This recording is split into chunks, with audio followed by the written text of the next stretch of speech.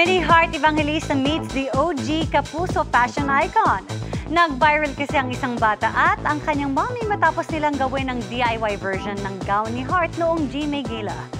Kumusta kaya ang kanilang meet and greet? Makichika kay Nelson Canlas.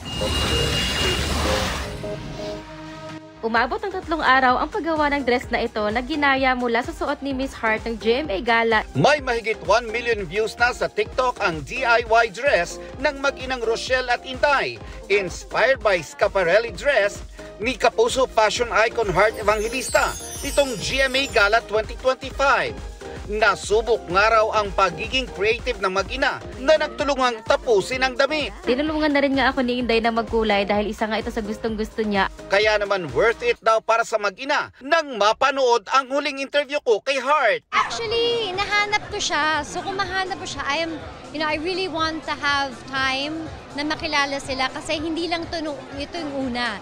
Ito yung pangalawa. Nakakatuwa that they put so much heart and hard work into it. I really want to meet them.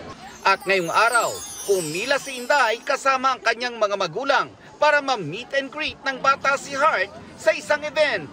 And GMA Integrated News made it possible para sa kanilang dalawa. Oh my God! And I have a surprise for you. This is for you. I love your dress. It's so... Mommy, grabe ka.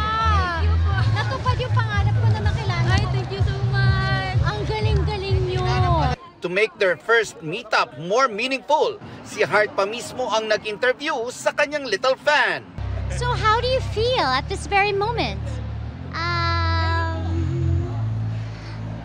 I miss you. I miss you and I love you. I love you. Do you like your outfit? Yeah. Nakakataba raw ng puso para kay Heart ang makita niya na nakakapagbigay siya ng inspirasyon, lalo na sa mga bata. Matagal ko na siyang hinahanap, sinabi ko sa last interview natin. And it's such a nice moment to, meet Eunice because, again, it's a reward of love and friendship and again, it goes back to yung childhood mo. And sana, in a way, naging yun ako sa kanya. And I appreciate her efforts and the efforts of her mom. And you saw the dresses? Yes, talagang pinaghirapan nila.